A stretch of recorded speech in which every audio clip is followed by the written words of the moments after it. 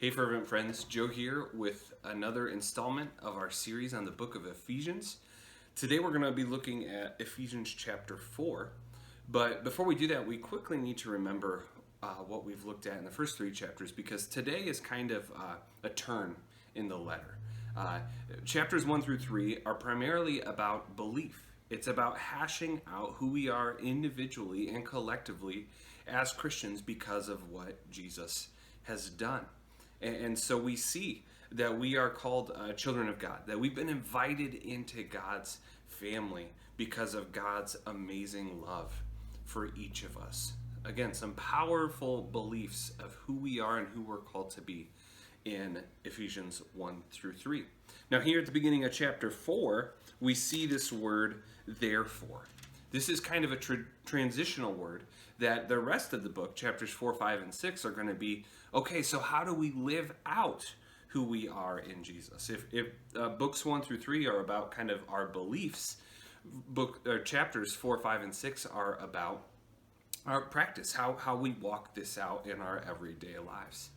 It's important for us to remember that what we believe shapes how we live. Every single person on this planet has specific beliefs, and what they believe is the most important. What's the ultimate definition of reality?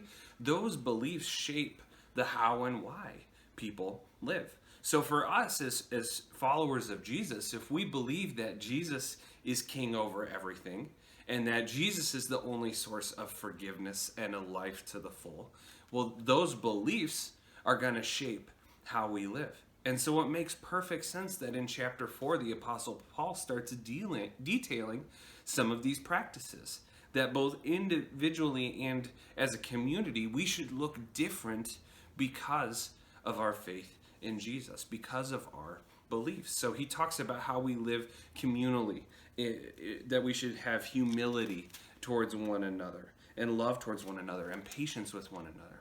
He also talks in chapter 4 about what it looks like in our own lives, that we're not trapped by sin, but instead we live in the power of the Spirit, being changed by the Spirit within us every day. I think there's a great kind of summary of this whole idea, starting chapter 4, starting in verse 20. It says, "But that is not how you came to know Christ, assuming you heard about him and were taught by him as the truth in Jesus, to take off your former way of life, the old self that is corrupted by deceitful desires, to be renewed in the spirit of your minds, and to put on the new self, the one created according to God's likeness in righteousness and purity of the truth." I love this imagery that the Apostle Paul is using here, of taking off an old piece of clothing and putting on a new one. I'm sure we can all relate that, for whatever reason, your shirt gets smelly or it gets dirty and you can just feel like you've been wearing it for a while. There's that great feeling of shedding that old piece of clothing and putting on that new, clean, good-smelling shirt.